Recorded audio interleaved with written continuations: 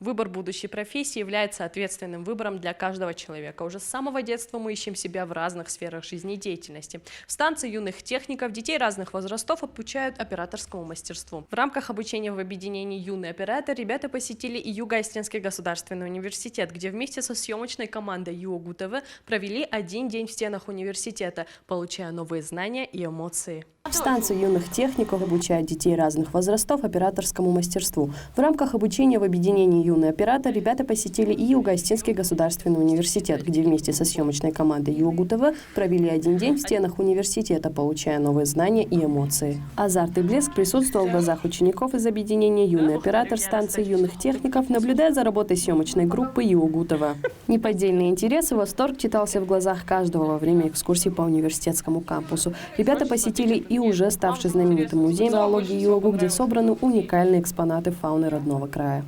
А какое животное тебе больше понравилось? Як? Правда, почему? Рога. Как думаешь, почему они так агрессивно на нас смотрят? Наверное, чтобы показать, какие звери дикие. Да. А ты их не боишься? Не очень. А вот я боюсь. Как думаешь, если погладить этого медведя, ты удачливым станешь? Нет. Правильно, потому что в нашем музее экспонаты трогать нельзя. Сога цестата цуэнес.